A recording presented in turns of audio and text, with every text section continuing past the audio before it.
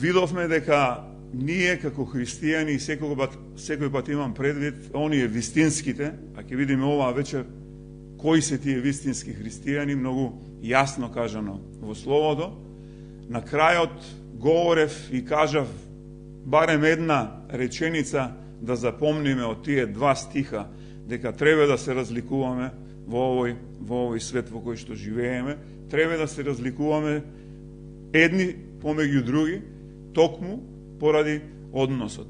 И на крајот реков дека трајните промени секој пат настануваат од натре, кои ги прави Бог кај секој едно негово дете, кои излегуваат и се гледаат насекаде на виделина.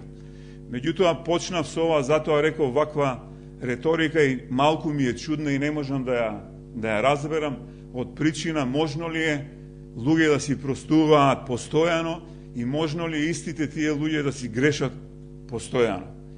Таквата една состојба обично е резултат на тие два стиха кои ги завршивме минатиот пат, бидејќи промената не може никој пат да настане од надвор и да очекуваме нешто да се случи од натре. И ќе видиме оваа вечер имаме, ако кажам дека преубав фрагмент во поново време од осамостојувањето на Република Македонија, се променива многу нешта меѓу нив и кога се даваат определени телевизиски емисии, почнаа веќе и кај нас како на Запад да ставаат ознака за која популација е таа емисија дозволена. Или дури има определени серии или определени емисии каде што се говори и со глас дека луѓето треба да бидат внимателни. Оние кои што имаат послаб желудник, оние кои што се срчевни болни, да внимаваат бидејќи има такви вознемирувачки, би рекол, сцени. Ова го говорам бидејќи овој трет стих е токму таков и би сакал да напомнам на секој еден од вас и сите оние кои што не пратат и не слушат преку интернет, дека овој трет стих е вознемирувачки стих за секој еден од нас. И овој трет стих би било добро не само внимателно да го слушаме, за да видиме Словото вели каков секој еден од нас бил, каков секој еден од нас во какова една состојба живеел. И интересното е, бидејќи како да се забораваме после на новораѓањето, како да забораваме каде секој еден Бог од нас го има најдено. Ова го говорам бидејќи многу често ние како верни луѓе, ние како христијани, кои велиме и говорев дека нашата цел е од ден на ден да се преобразуваме, од ден на ден да раснеме во спознавањето на Христос, преку Словото, преку поуките во црква, преку домашните заедници, со една единствена цел, од ден на ден да стануваме се поразлични, од ден на ден да се доближуваме до Христос и од ден на ден да стануваме се послични на Него. Меѓутоа ми се чини во тој еден таков процес додека минуваме, како да таа гордост во нас почнува некако да излегува. И обично таквите луѓе, би рекол, по црквите почнуваат, наместо да стануваме се помеки, да стануваме се поприфатливи за луѓето кои што се, да кажам, нови, ние стануваме многу позакоравени, стануваме многу покрути, стануваме како од секој пат да сме биле духовно на новородени.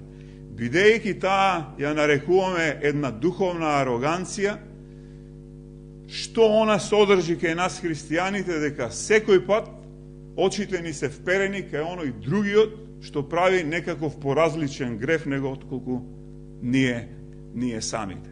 И ова е добро како еден вовет во овие 5 стиха оваа вечер што ќе ги разгледаме.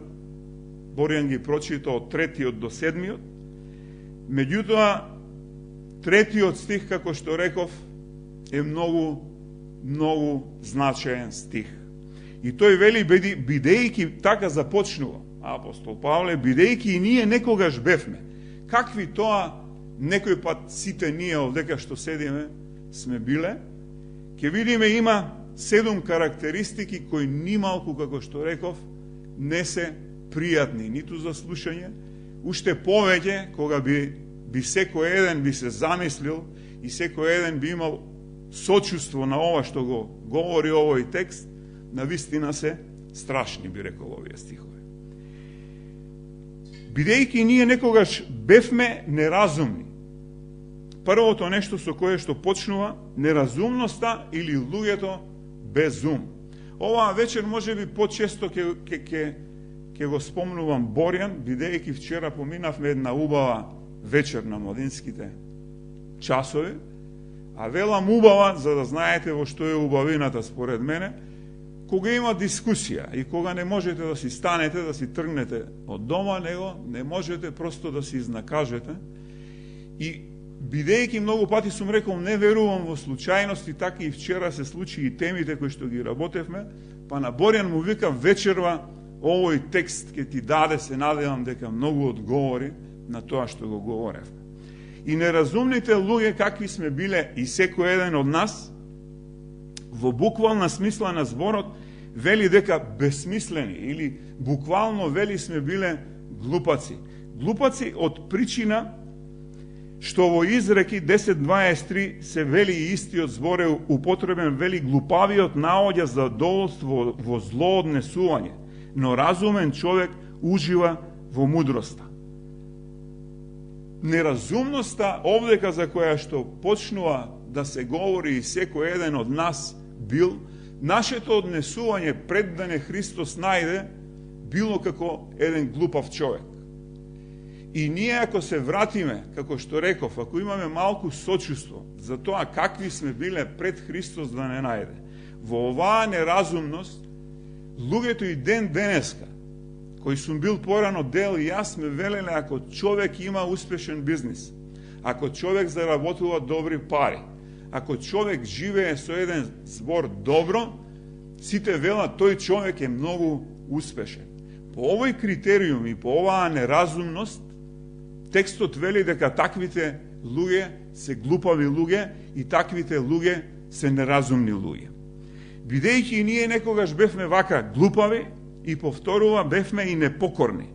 Непокорните луѓе се непослушни луѓе. Сите ние, затоа реков ќе го спомнувам Борјан, еве текстот што вели за луѓето кои што не го познаваат Бога. Тие се бунтовници, уште повеќе се неразумни и непокорни, кога ќе земете со нив да разговарате или ако сакате да им сведочите и да говорите за Бога. Во овој ваков еден контекст, познатиот Джонат Едвардс вели вака: секој неверник виси на конец на догнот на пеколот и единственото нешто што ги пази од паѓање во тој оган е Божјата рака. Бидејќи и ние некогаш бевме глупави, бевме вакви, тврди, непокорни и вели бевме заблудени. Заблуденоста кај сите луѓе и кај нас, сите кои што сме биле порано, како што вели текстот, многу природно е во нашата природа да си го сгрешиме патот, да тргнеме во една погрешна насока. И апостол Петар во 1 Петрово 2.25 во овој контекст вели: бевте како овци загубени по погрешни патишта. Минатиот пат за проповета, кога говорев за новогодишната порака, дадов точни карактеристики што представува да бидеме како овци, ако се сеќавате. И овдека точно заблуденоста е тоа. Дури и кога мислиме дека одиме во некаква правилна насока, ние секој пат одиме во спротивната насока и се оддалечуваме од Бога. Бидејќи ние некогаш бевме неразумни, непокорни, заблудени и бевме робови на желби и на разни сладострастија. сладострастијата во овој контекст во кој што овдека се говори во оригиналот, се е она што ви се нуди како сладострастие. Се што може па уште да замислите што нудел Крит, многу пати говоревме како еден центар поморски во тоа време. Почнувајќи од сите сладострастија кои може телото да ги посака. Сите ние сме биле такви сладострасти и сите ние сме биле робови на таквите желби. Јован 8:34 веле дека оние кои грешат стануваат робови на гревот. И во оригиналот овдека зборчето сладострастие или задоволства е хедонизам. Од таму потекнува тој збор. Задоволството и телесните уживања како единствена цел во животот на секој еден од нас. И повторно ќе споменам, може би ти дава одговор овој текст зборен, зошто многумина луѓето, или говоревме за наши блиски и семејствата, не допираат некој нешто. Од едноставна причина, бидејќи неразумноста, заблуденоста, непокорноста и тоа што како главна причина, бидејќи се робови, ние сме секако робови, ја многу пати сум кажал. Меѓутоа, многу е важно дали сме робови на Христос или сме робови на сатаната. И живеевме како? Живеевме петата карактеристика, вика, живеевме во злоба. Злобата сама по себе и зборот на злоба е многу тежок збор. Просто како карактеристика, ако го разгледаме, бидејќи сме Божји созданија, неприфатливо е да може едно Божјо создание, кое што е образ и подобие на Бога, познавајќи и карактеристиките на Бога, да може да живееме во злоба, не да бидеме злобни, него ние сме живееле во злоба. Таквата една карактеристика и таквата една паралела, познавајќи го Бога и навраќајќи се на ова што го говори апостол Павле, дава една, би рекол, многу точна разлика од тоа какви сме биле ние, бидејќи и ние, вели, некогаш бевме вакви. Не само што живеевме во злоба, него бевме и имаше во нас, вели, голема завис и бевме одвратни. Се мразевме еден со друг. Мразењето овдека е повторно многу интересен и многу, би рекол, вознемирувачки се овие карактеристики кои што ги кажува овдека. Не просто да мразиш некого, него вели луѓето, оваа карактеристика кај луѓето, кај секој еден од нас порано, не само што ги мразеле блиските своји, не само што ги мразеле луѓето со кои што ги окружувале, меѓутоа се насладувале на целата таа омраза. Омразата, вели, е диагностика на човековата изопаченост. И оваквата омраза и завист многу пати е многу тешко самите на себе да си ги објасниме во една таква состојба. Мене ми текнува многу накусо пред години, може би и сум кажувал, секоја вечер некаде, ако просек легнувала теки околу 11 часот, после 2-3 часа од легнувањето, имаше страшни болки во градите и во грбот. И поминавме една година, што со брзи помоши, што со такси на дежурни лекари, инекции, оне и така пие терапија за срцето. Цела една година ја поминавме, па може да кажам на секоја недела, на секои 2 недели, тоа се случуваше. Се до еден момент, повторно отидовме во Јане Сандански со такси, болки не издржли. И тој доктор му кажуваме, вака се случува, веќе цела година, што да правиме, да одиме на кардиолог, кајде отидеме. Човекот ја легна на 2 места, како што ја пипна, вели, аве, што си го губите времето, не станува збор за срце, дава такви симптоми. Меѓутоа станува збор за жолчка. Да одите и да си испитате жолчката, така е испадна, дека е жолчката и ја извадија жолчката и се спаси. Друг пример да ви кажам, од преголема главоболка и повторно проблеми со срцето на мој близок, по одење по кардиологија открива дека има расипани заби, од кога си ги извади 3-4 заби кои што биле во катастрофа. Ова ви го говорам, ова завршница на оваа завис и на ова омраза еден кон друг, самите ние во тој живот, би рекол, предходен, во таа наша состојба пред да не најде Христос, просто не можеме сами да си ја одговориме. И повторно ќе кажам на Борјан вчера што говорим. Самите они не можат да си одговорат од која причина прават определени нешто и што е најтешкото, би рекол, за мене, сите тие се некакви блиски наши, кои немаме, велиме, поблиски во семејството.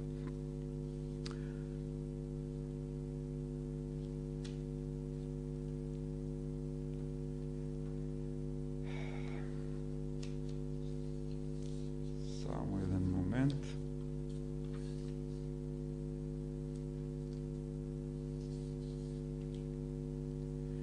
Не знам како ви звучат овие карактеристики со кои што почнува апостол Павле овој 3 стих од 3 глава.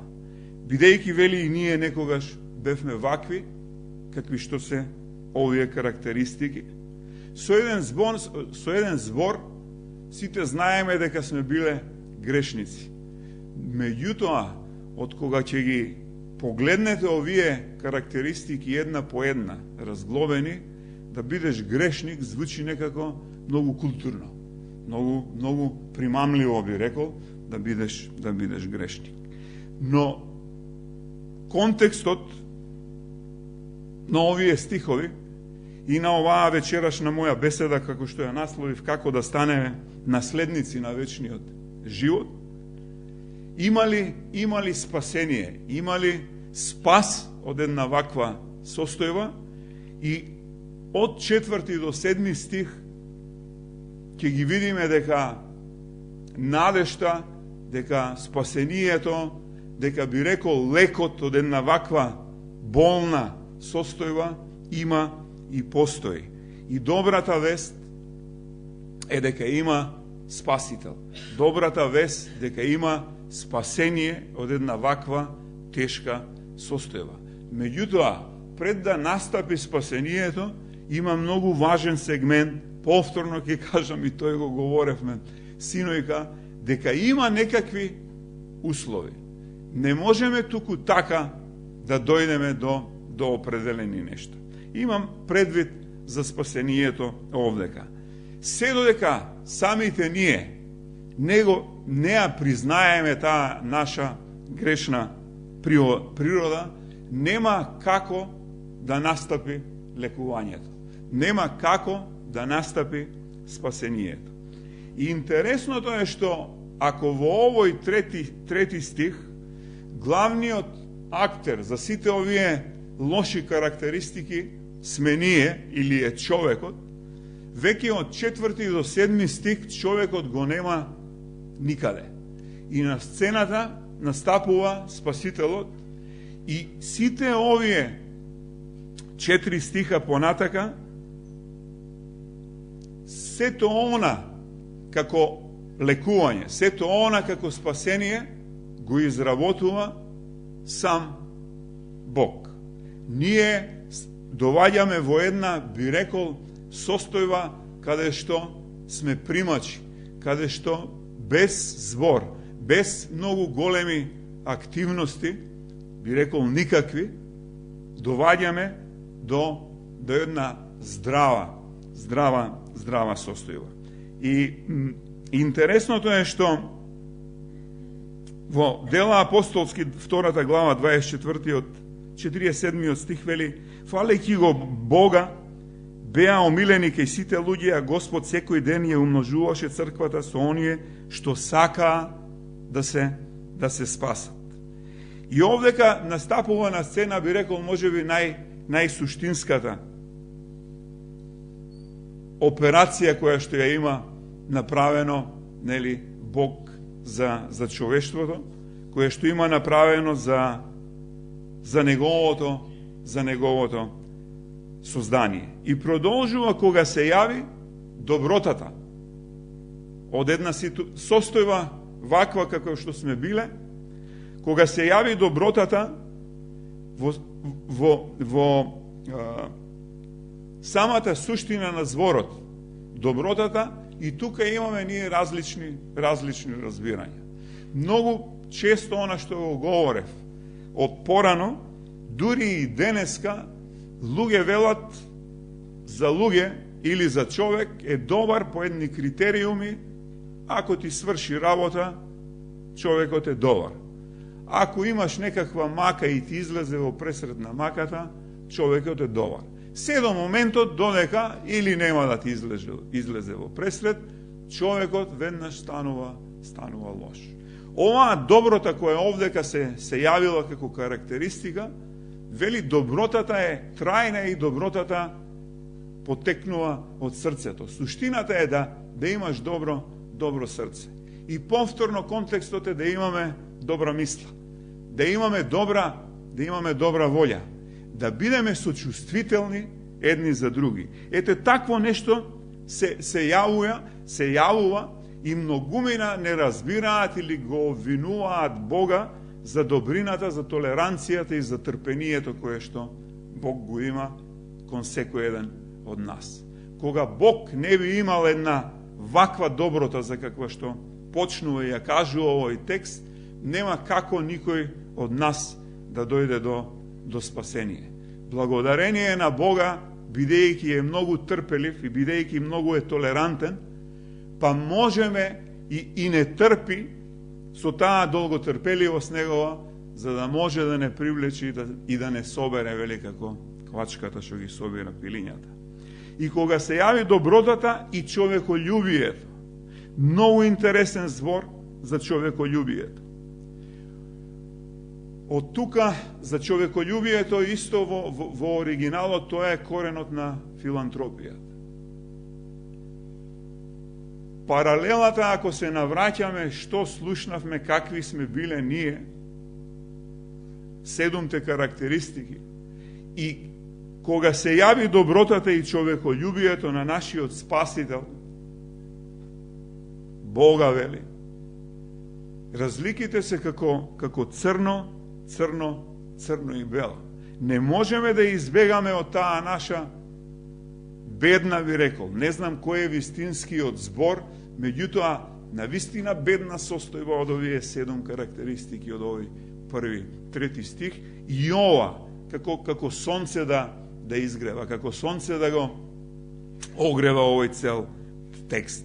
И вели дека сето тоа го направил преку својата милост. И вчера говоревме повторно кои се во суштина карактеристиките кои што ги има Бог. Или говоревме зошто Бог сето што го направил и сето што ќе го прави, од што е мотивиран Бог? Кој е основниот мотив кој што Бог ги прави сите овие нешта? Бог, како што можеме да видиме, е мотивиран од љубов. Бог по неговата суштина е љубов. Бог е мотивиран од неговото сочувство. Бог, тоа е во неговата суштина. И Бог е мотивиран од милоста и овој 5 стих, вториот дел, каде што говори за милоста, за сите оние, нели, кои што говорат дека се измачиле во текот на животот, барајќи го Бога и доваѓајќи до Бога, бидејќи ние со ништо не можеме да направиме од една ваква бедна состојба, на неја заборавате од 3 стих, со наши усилби и со некакви наши дела да дојдеме до Бога. Овдека многу јасно ни се дава до знаење на кој начин Бог го допрел срцето на секој еден од нас. И продолжува, вели, преку бањата на преродувањето. Тој не спаси преку бањата на преродувањето. Или тој не спасил преку бањата на обновувањето. Тој не спасил преку бањата на преродбата, на ново раѓањето. И овдека истиот збор и истиот контекст е кога Христос онаа вечер говори со Никодим и му говори за наново раѓањето. И од тука многу јасно се гледа и многу јасно овој текст доаѓа до својата кулминација што тоа Бог направил за човештвото, што тоа Бог направил за нас како луѓе. Нашата цел, само ќе кажам многу пати, ние се раѓаме еднаш во овој свет физички. Но ние не можеме да бидеме во присуството на Бога без да се нановородиме повторно, без да се нановороди нашиот дух. И нашата цел многу пати, само една мала дигресија, тешко го разбираме спасението или тешко ги разбираме, во една прилика говорев, што е цел, што е средство за остварување на нашата цел. И во оваков еден контекст, и вчера говоревме, разликите или недоразбирањата се повторно, бидејќи секој од нас е на различно духовно ниво. Но многу лошото е што некои остануваат без да имаат желба да раснат во спознавањето. Од која причина? Бидејќи нашата цел не е спасението. Нашата цел е да бидеме во Божјото царство. Нашата цел е да бидеме заедно со Бога. Спасението е само средство за да може да ја оствариме таа наша голема цел. Многу пати говорам со луѓе зошто на определен начин такви ни се црквите. Бидејќи многумина веруваат дека целта е спасението. И од кога ќе се спасат, си ја завршуваат својата работа и во црквата се како на театар. Ние од време на време почнуваме и сега една молитва, нели? За разбудување на луѓето или општо за разбудување во црквата. Да, меѓутоа, тоа може само Мите да го кажува на таков еден мек и благ начин, без никого да навреди. Повторно една дигресија. Јас длабоко верувам, еднашка кажав дека во црквата постојат 3 групи на луѓе. Луѓе кои што прават нештата да се случуваат во една црква, луѓе кои што гледаат како се случуваат тие нешта, и третата група е луѓе кои што немаат поима што се случува во црквата. И ова го говорам бидејќи се молиме за луѓето што немаат поима што се случува во оваа црква, да се разбудат. Бидејќи ако нема луѓе кои што прават нештата да се случува, нема ни да имаме вечерова проповед. Нема ни да имаме, и да не ги набројувам. Може би ова звучи надмено, не. Треба да бидеме честни и да си погледнеме реално во вистината. Треба да сме честни и да гледаме реално, да се исправиме со тоа што е добро и со тоа што не е добро. Од ваквите причини јас многу пати велам, ако беше целта спасението, ќе се спасувавме и Бог ќе не собираше, ќе не зимаше. Меѓутоа не е така. Ќе отидам во друг правец. Бањата на преродувањето, вели, е како регенерација. Бог е тој, и ќе видиме Светиот Дух е тој кој што не обновува.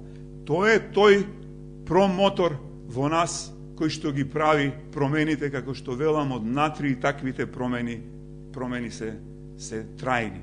Не станува збор, само ќе кажам дека овде не станува збор за крштевањето во вода, бидејќи има и такви коментари.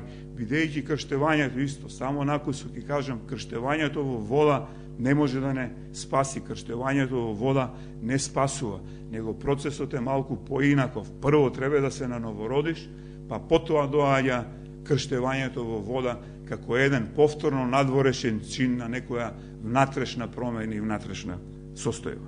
Ние сме спасени, вели, преку неговиот син.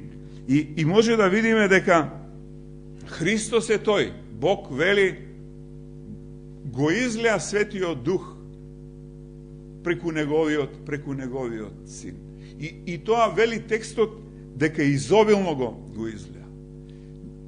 Ако секој од нас, јас се запрашував што тоа Бог направил во мојот живот, што прави во мојот живот. И вистината е таква, Бог кога дава нешто, он излева прекумерно.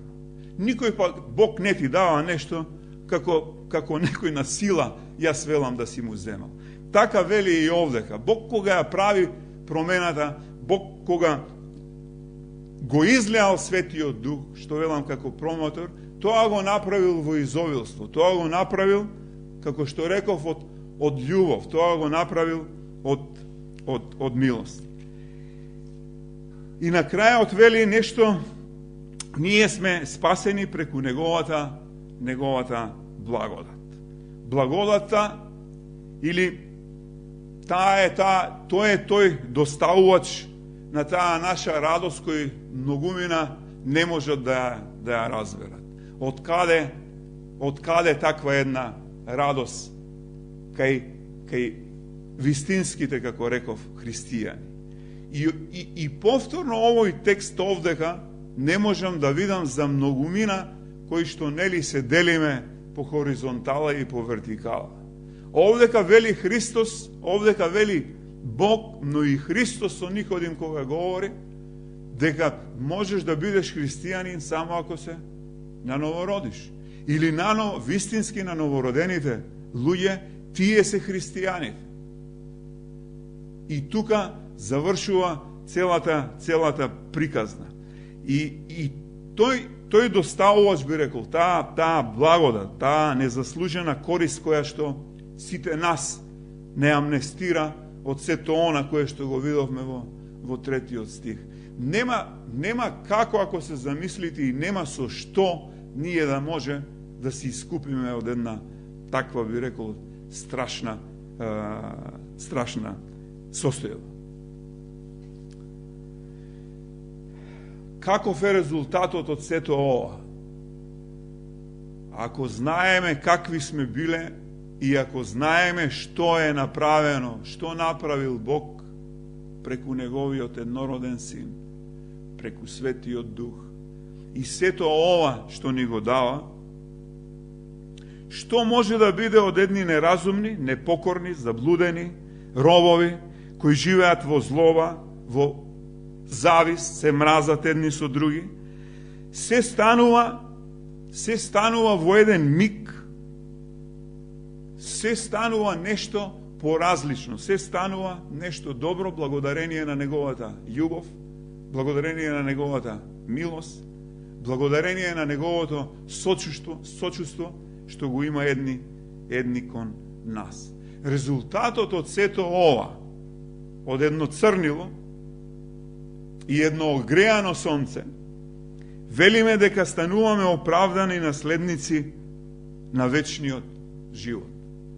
Така ја насловив, како што реков. Како да станеме наследници на тој вечен живот за кој што зборуваме? Како станува збор за нешто, за трајна вредност. Станува нешто, вели дека сме оправдани. Во Римјаните 3:24 се говори, но ќе се оправдаа преку дар со Божјата благодат, а преку откупот со Христа Исуса. Христос е тој кој што ја завршува целата работа за секој еден од нас. Христос е тој кој Бог несевично го дава, со една единствена цел, повторно да може да го има тоа заедништво со неговото создание. И тоа не е се, него идејата е да бидеме во царство, каде што на престолот ќе си седне царот и ние како царско свештенство ќе живееме заедно. Сето ова го прави ние јас многу пати велам, или ние не разбираме што е направено за секој еден од нас. Зошто велам така? Бидејќи кога ќе ги видам луѓето како се однесуваат, предпоставувам дека не разбира. Кога ќе се соочам со овие 7 аргументи, каков сум бил, па не можам да избегам од таа фактичка состојба на овие мои лични карактеристики што сум ги имал. И можно ли е некој да го направи сето ова за кое што говориме? За мене. Можно ли е некој сето ова да го прави за да ја воспостави повторно таа изгубена, таа скината врска? Можно ли е сето ова да се прави и да не можам да разберам и да не сакам да поверувам, и чега говоревме дека постои, нели, вечен живот, и дека ќе постои царство, и дека сите ќе живееме вечно. Ете тоа е тоа што го добиваме. Оправдани, вели, наследници. И наследството не го разбираме. Се говореше Мите говореше во Ефесјаните. Ние сме посинети. Мене ми текна, подготвувајќи ја оваа проповед, во Бугарија со Мите познаваме неколку семејства. Кој едното семејство си има 4 деца, па посинива 5. Друго семејство има 2 деца, па паси посинива 1. И секој пат се смеевме, вели, колку и да биде моето богатство големо, меѓутоа со документот кога ќе го посвојам тоа дете земено од дом, тој станува еднаков, равноправен наследник на сето мое богатство со другите мои, како да ги наречам, родени и вистински деца. Овдека ние стануваме наследници на сето она што го има царот. И тоа, пак ќе кажам, или не го разбираме, или можеби ние не доволно добро го аргументираме од оваа страна. И завршува, вели, дека наследници на што? На вечниот живот. Понаде стануваме наследници на вечниот живот. Исус во Јован вели 10:28, јас ќе им дадам живот вечен и никогаш нема да загинат и никој не ќе ги отме од раката моја. Со ова ќе завршам на крајот, за да може да станеме наследници на вечниот живот. Преминот кон вечниот живот е смртта. И повторно ние како вистински на новородени христијани, како да не сакаме да говориме за смртта. Како се уште смртта да не парализира, како се уште смртта да не заробува.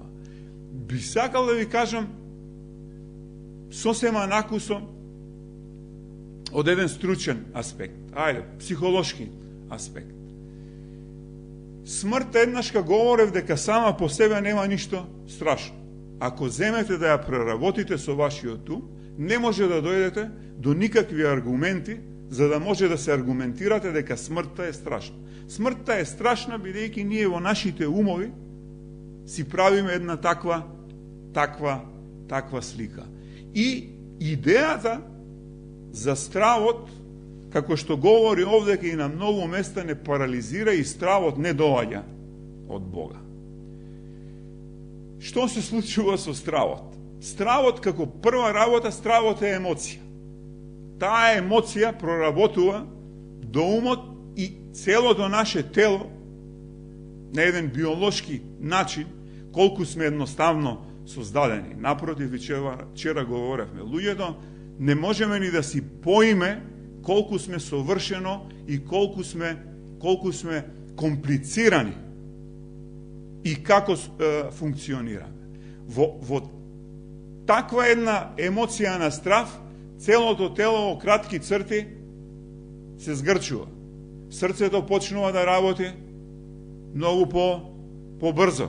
Може да се оросиме со некаква пот. Јазикот, адреналинот се качува, ни станува поддебел, немаме пљунка, немаме влажност во устата. Сета ова реакција се случува без ние да сакаме. Кај нас е доволна емоцијата на страв. Сето тоа си е направено од Бог и сета таа реакција кулминира во две насоки. Кога доаѓаме во една таква состојба, имаме две опции. Или се спрема организмот за борба, или ќе се бориме, или се спрема организмот да фати џаде, да бега со сета своја сила. Да, меѓутоа Христос вели дека секој пат кога стравот не е од нас, идејата е кога ќе бидеме во страв, кога ќе имаме една таква емоција, контекстот е вели не можете да служите на двајца господари. Немаме потреба да имаме страв од смртта, бидејќи нема од што да се плашиме. Смртта е таа која што не носи до таа наша надеж во која што веруваме. Бидејќи од временото, смртта е тој чекор, би рекол, тој тунел каде што минуваме во вечното и минуваме во безвременото. Но тоа, пак ја речем, малку тешко може да го обработиме. Да, меѓутоа затоа се собираме секоја недела, повторно ќе кажам тука, и со тоа завршувам. Се собираме секоја среда со една единствена цел, да го изучуваме Божјото Слово, да се молиме. Молитвата е исто еден начин како да имаме комуникација со нашиот Творец. Меѓутоа треба да знаете дека само еднаш доваѓајќи во недела нема да можете за животот кој што ви е даден да го осознаете, тој кој што ве создал, да ги разберете неговите карактеристики, да ја разберете неговата волја, за да се подготвите за тој вечен живот.